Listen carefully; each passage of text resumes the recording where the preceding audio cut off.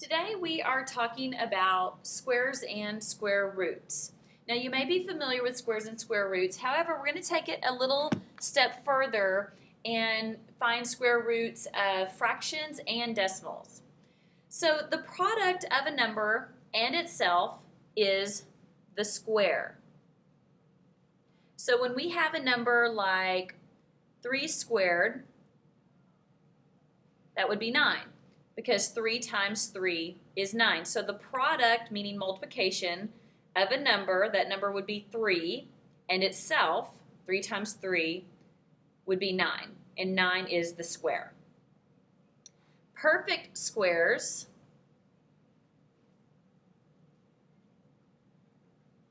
are squares of whole numbers such as 9, 16, and 225. So in this example, 3 squared is 9. That would be a perfect square. Square roots are the factors multiplied to form the perfect square. So the square root of 9 would be 3, because 3 is the factor that we multiplied to get 9. A radical sign, which looks kind of like a division sign, is the symbol used to indicate the square root of a number. And every positive number has both a positive and a negative square root. A square root of a number is one of its two equal factors. So this is all the vocabulary that you're going to hear when we're talking about squares and square roots. Square, perfect squares, square roots, radical sign, and factors. Those are key words that you need to know. So let's look at this key concept here. If we have 4 times 4, that equals 16. So the square root of 16 would be 4. So any number times itself would be a square, and then the square root of that number would be one of its equal factors. So let's look at some examples. The square root of 25. Now we know that 5 times 5 is 25. So the square root of 25 is 5. Now, some students make the mistake of putting 5 squared. We don't want to put 5 squared. We just want to say 5. The square root of 25 is 5. Now, you may notice, and then also, technically, this answer is a negative 5 and a positive 5, because a negative 5 times a negative 5 is also a positive 25. So you'll notice on the outside of the radical sign, we'll tell you if we want it to be the negative square root or the positive and negative square root, or if we just want the positive square root. So this is the negative square root of 144. So we have to think what number times itself would be 144. And we know that that number would be 12. And they wanted us to do the negative, so that is a negative 12. Because a negative 12 times a negative 12 is a positive 144.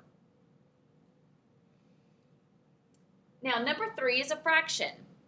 And all we're going to do on this is we're going to find the square root of both the numerator and the denominator. And it's asking us for both the positive and negative square root. So I have to think to myself, what times itself is 9? And we know that 3 times 3 is 9. And we know that the square root of 16 is 4. So our answer is a positive and negative 3/4. I would like for you to try number 4 on your own. And then I want to look at number 5. So we'll check number 4 in class tomorrow. So if you're looking at a decimal, I want you to ignore the decimal for just a second and look at the number as if it didn't have a decimal. If you do that, you notice that it looks like 121. So what number times itself is 121? And we know that that number is 11. But we have a decimal place. We have 2 decimal places. So we have to think, when you're doing 11 times 11, we know we're going to get 121.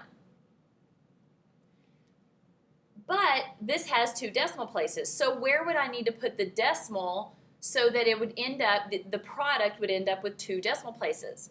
So I know that I need 2 decimal places because 1, 2, 1, 2.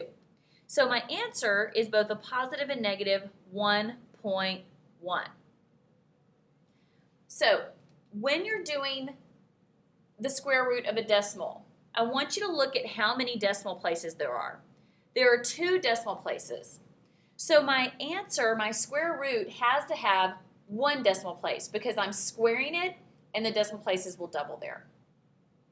If you have any questions about the square root of decimals, please make sure that you ask tomorrow.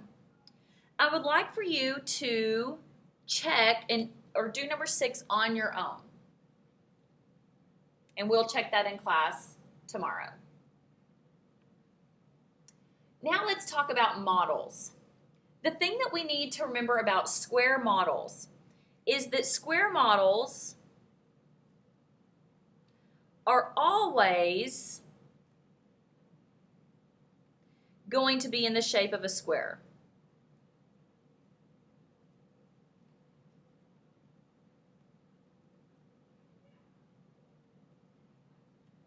Okay, they're always going to be in the shape of a square. Here are some examples of what you could see in a square model. You could see circles that are in the shape of a square. This is a 3 by 3. You could see a model like this.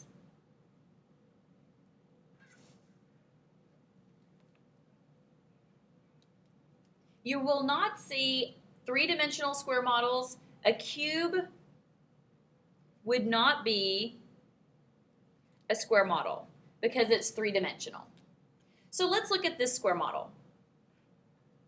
We know that this has 1, 2, 3, 4, 5, 6, 7, 8. 1, 2, 3, 4, 5, 6, 7, 8. That it is an 8 by 8. So if I multiply 8 times 8, I'm going to get 64 squares. So the best answer would be A. 8 squared is 64. Be careful of problems like this because sometimes we think 8 times 2 is 16. That makes sense. But remember, we're squaring the numbers. 8 times 8 is 64. We want the number being squared to match the side length, and we want the square to match the number of squares within the model.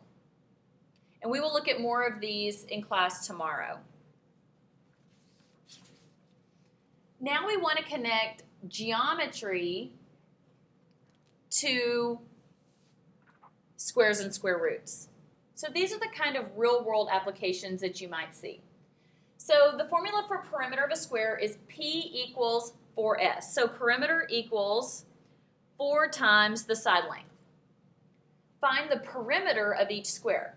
So here they've given us the area, and the area is 196 square feet. So the first thing we have to do is we know that the area of a square, the formula is A equals side squared. So if they give us the area, that's 196 equals side squared. This is a formula for area. In order to undo 196 so we can get the side, we're going to take the square root of 196. So the square root of 196 is 14. And that's going to be equal to the side. So this side length is a 14 by 14. But we're not quite done because we haven't yet found the perimeter. So now I need to substitute in my side length. So 4 times 14 is 56 feet. So the perimeter of the square would be 56. I'd like for you to try the next one on your own. Remember, we're finding the square root of the area. That's going to give our side length, and then we're then going to find the perimeter of that square. Okay, number 1. Here's another real-world example. The largest ring in an amateur boxing is a square with an area of 400 square feet. What are the dimensions of the ring? Now, let's remember that dimensions are the side lengths. We might say this is a 15 by 30 room, and that's what a dimension is. So again, we have the area is 400 square feet. You might want to draw a picture